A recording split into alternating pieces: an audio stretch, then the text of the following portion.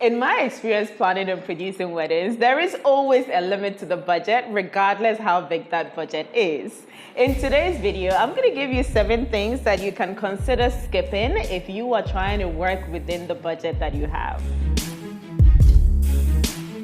First on my list is fresh flowers. I get it. Fresh flowers look and smell amazing.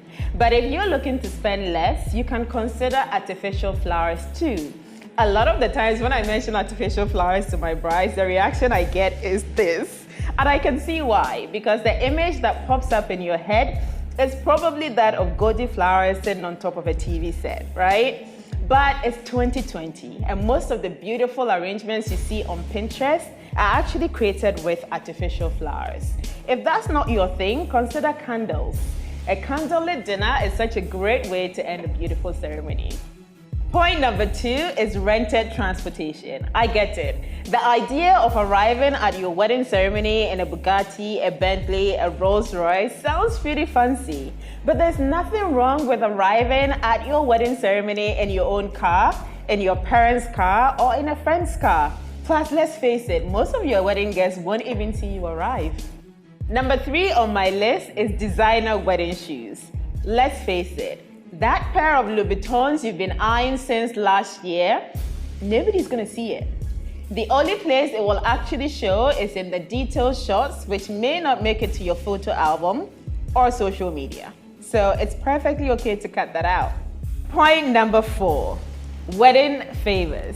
This is a big one for me because it's usually the one that I face the most resistance on when we are looking for something to cut out.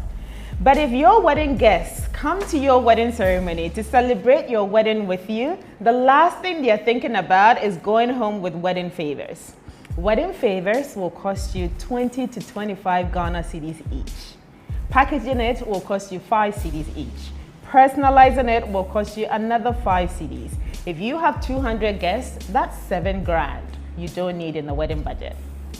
Point number 5 is day of stationery. Now I know that my paper craft vendors are gonna come at me for this, but let's be honest. Those beautiful gold printed menu cards you see, place cards, escort cards, they are beautiful. But if you are looking to spend less on your wedding day, it is something that you can easily do without and still have a beautiful ceremony.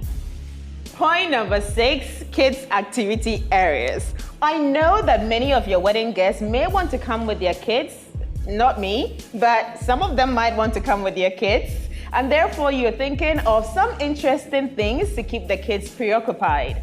But kids' activity or play areas can easily take away a chunk of your wedding budget. And let's face it, it's 2020 and no longer offensive to state that it's an adult-only ceremony. Point number 7, skip the wedding planner. I know, I just shot myself in the foot and I felt it. But if you really have no space in your wedding budget for a wedding planner, look to your friends and family to find somebody who's really organized and can help you plan your big day.